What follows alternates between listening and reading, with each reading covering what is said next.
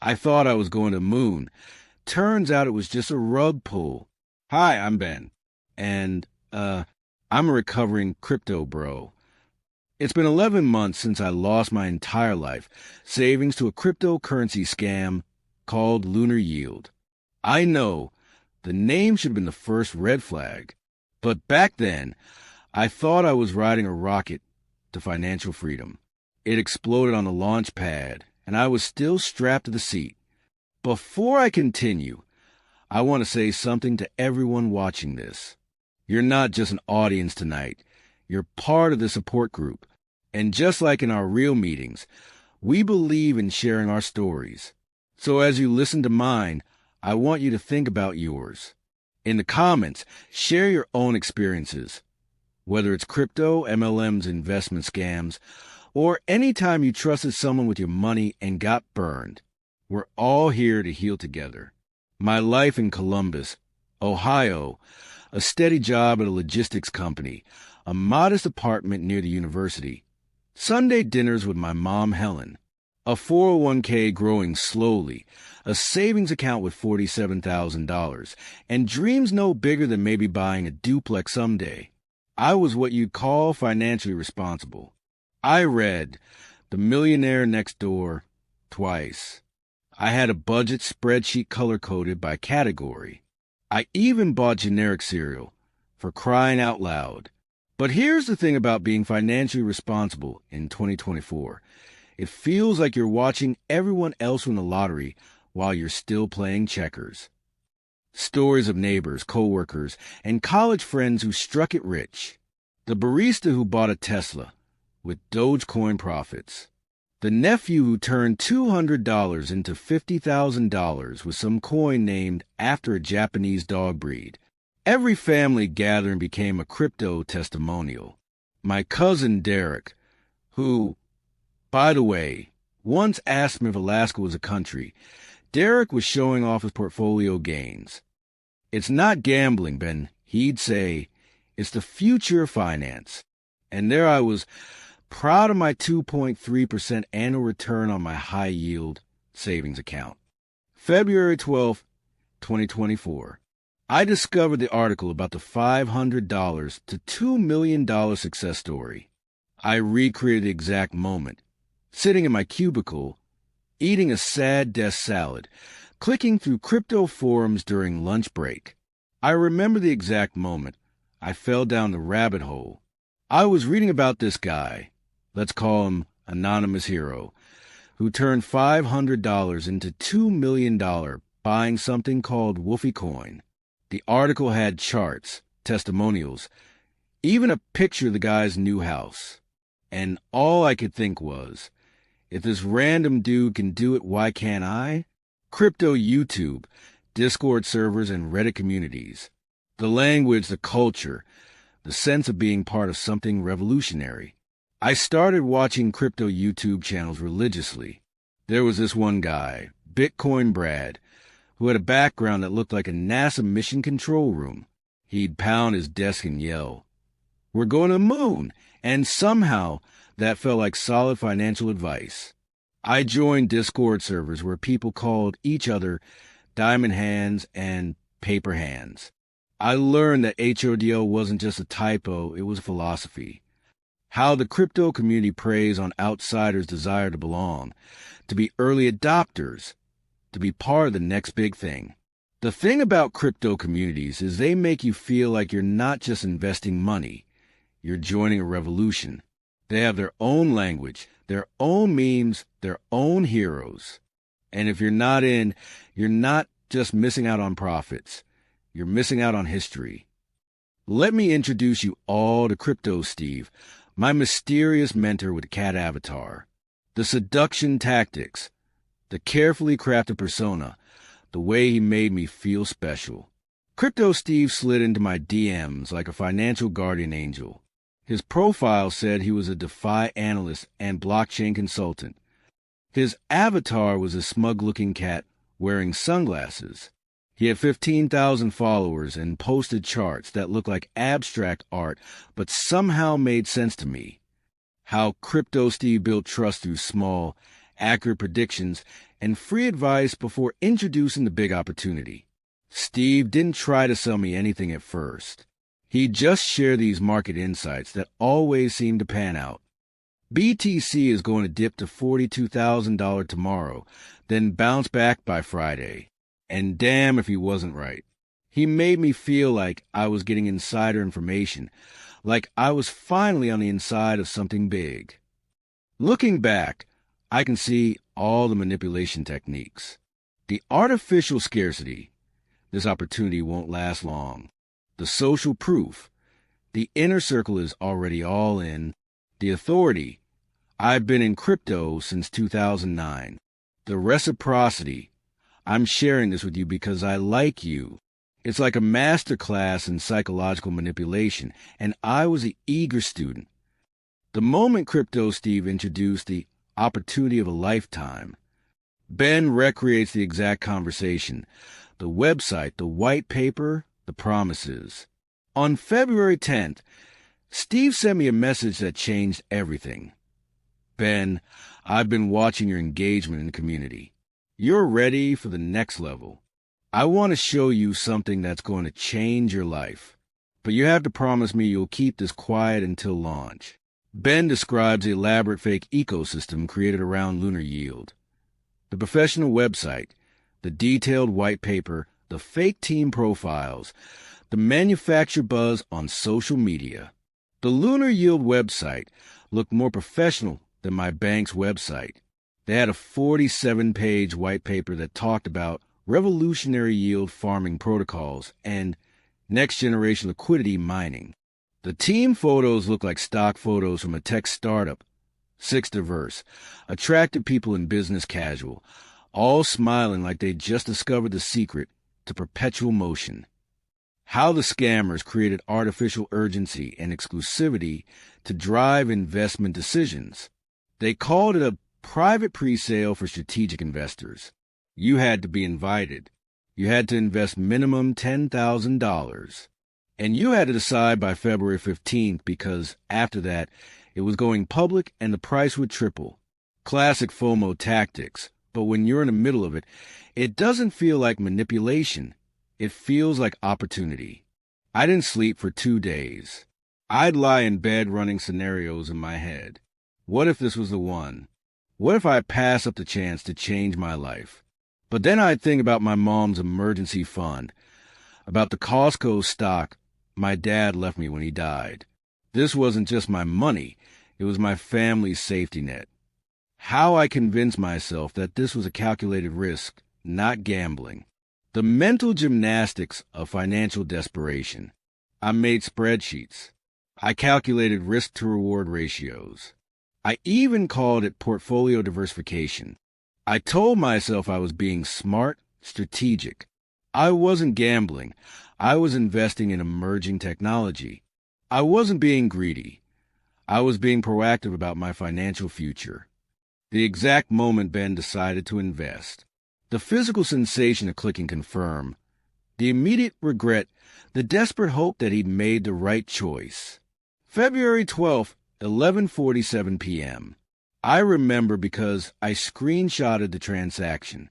$92,000, my entire savings, my mom's emergency fund, even my dad's old Costco stock. I sat there staring at the confirmation screen, my finger hovering over the mouse. My heart was pounding so loud, I could hear it in my ears. And then I clicked. The cocktail of emotions, terror, excitement, regret, hope, that followed the investment. The moment I clicked confirm, I felt like I was going to throw up. But then I saw my lunar yield balance, and for a brief moment, I felt like I'd just bought a lottery ticket to the moon. I couldn't sleep. I couldn't eat. I just kept refreshing my wallet, watching the numbers, waiting for my life to change. The 3 days when lunar yield value actually increased. Ben's euphoria, his sense of vindication, his brief moment of feeling like a financial genius. For exactly 72 hours, I was a crypto millionaire. Well, on paper. The value of my lunar yield tokens had tripled. I was worth $276,000. I bought a leather jacket I couldn't afford. I joined a Legends Telegram group where everyone posted moon emojis and called each other Diamond Hands. I felt like the Wolf of Wall Street if Wall Street was a strip mall in Ohio. How the lunar yield community reinforced everyone's delusions of wealth and success. The Telegram group was like a 24/7 celebration. People posting screenshots of their gains, sharing memes about being millionaires, planning elaborate purchases. Someone started a thread called, "What do you buy with your lunar yield gains?" I shamefully contributed. New car, vacation to Japan, and maybe a small investment property.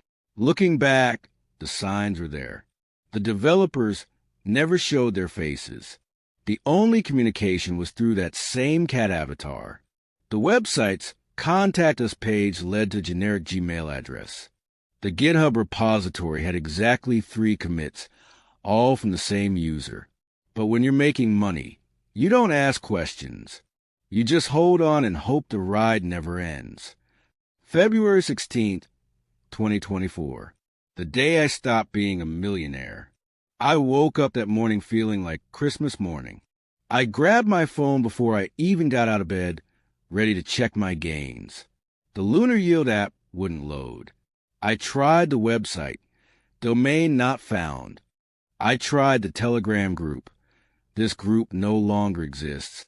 It was like the entire project had been erased from the internet overnight. I told myself it was just a technical glitch. Server maintenance. A cyber attack. I spent the entire day hitting refresh, trying different browsers, even driving to the library to use their computers. I was like a person trying to call someone who's blocked their number, convinced that if I just tried hard enough, I could make it work. It was my mom who finally said it. I'd been at her house for 3 hours, frantically explaining the situation, when she looked at me with those patient eyes and said, "Honey, I think you've been robbed." And that's when it hit me. Not the market crashed, or there was a technical issue. Robbed. Some stranger had taken my money, my mom's money, and disappeared. Within a week, I was delivering pizzas. Ben Richardson, former logistics coordinator with a college degree and a 401k, now asking, "Would you like to make that a combo?" I had to move out of my apartment. I had to tell my mom I'd lost her emergency fund. I had to explain to my friends why I suddenly couldn't afford to go out anymore. The shame was the worst part. Not just the financial loss. The shame of being fooled. I felt like I had a scarlet S on my forehead for sucker. I'd lie awake at night replaying every interaction with Crypto Steve, every red flag I'd ignored, every moment I could have said no. Some friends were supportive. Others, less so. I got a lot of, "I told you so," and "How could you be so stupid?" My mom was devastated, not about the money, but about seeing her son in pain. She kept apologizing, like it was her fault for giving me access to her emergency fund in the first place. I filed police reports, contacted the FBI's Internet Crime Complaint Center, even hired a lawyer for a consultation. But here's the thing about crypto scams. They're designed to be untraceable. Crypto Steve could be anywhere in the world. The money disappeared into blockchain anonymity. The lawyers all said the same thing. "We can try, but don't hold your breath." I'd been delivering pizzas for 3 months when I knocked on Carrie's door. She was maybe 35, wearing scrubs, clearly just got off a hospital shift. She took one look at me and said, "Honey, are you okay?" And I just broke, standing there holding 2 pepperoni supremes. I told this complete stranger my entire story. Carrie listened to the whole story without judgment. When I finished, she said something that changed everything. "You know what? You're still here. You're still standing. That means you haven't lost everything." She was right. I'd lost my money, but I hadn't lost my mind. I'd lost my savings, but I hadn't lost my soul. That night, I decided I wasn't going to let this experience just be a cautionary tale. I was going to turn it into something useful. If I could help even one person avoid what I went through, then maybe, just maybe, some good could come from this disaster. Starting a support group for crypto scam victims was harder than I expected. Most people are too ashamed to admit they were scammed. But slowly, people started coming. First, there was Margaret, who lost $30,000 to a romance scam that promised crypto returns. Then James, who fell for a fake NFT project. One by one, we found each other. Every Saturday morning, I set up in the library's community room and teach Crypto Safety 101. I always start with the same line. Never invest more in a coin than you're willing to see vanish, like your Tinder matches. Humor helps, but education is what saves people. The weird thing about helping others avoid scams is that it helped me forgive myself. Every person I educated, every scam I helped someone avoid, it felt like a small victory against the crypto thieves of the world. I couldn't get my money back, but I could make sure others didn't lose theirs. Scammers don't target stupid people. They target hopeful people. They prey on our deepest desires: financial security, social acceptance, the fear of missing out. They're not just stealing money. They're weaponizing our dreams against us.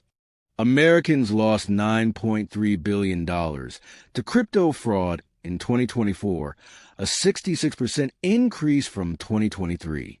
Rug pulls, where creators suddenly abandon projects and take all invested funds, have become increasingly sophisticated. Anonymous developers, promises of guaranteed returns, pressure to invest quickly, celebrity endorsements that seem too good to be true, social media influencers pushing specific coins. If it sounds too good to be true, it probably is. If someone's pushing you to invest quickly, they're probably trying to rob you. I'm investing in tomatoes now. Seriously, I have a backyard garden. Cherry tomatoes, beefsteak, Roma, diversified portfolio of actual edible assets. They grow slowly, but they're real. I can touch them, taste them, share them with neighbors. No white papers, no anonymous developers, no promises of going to the moon. Just dirt, water, sunlight, and patience. Losing $92,000 taught me that money is a tool, not identity. I thought having more money would make me more successful, more respected, more worthy. But sitting in this support group, talking to people who've been through similar experiences, I've learned that your worth isn't measured in your wallet. It's measured in your ability to get back up, to help others, to find meaning in the mess. I still have bad days. I still get angry at Crypto Steve, wherever he is. I still feel shame about falling for such an obvious scam. But I also have good days. Days when I help someone avoid a scam. Days when I see my tomatoes growing. Days when I remember that I'm still here, still fighting, still human. I want to close by coming back to what I said at the beginning. You're not just watching this. You're part of this recovery community. The comments section below isn't just for reactions. It's for your stories.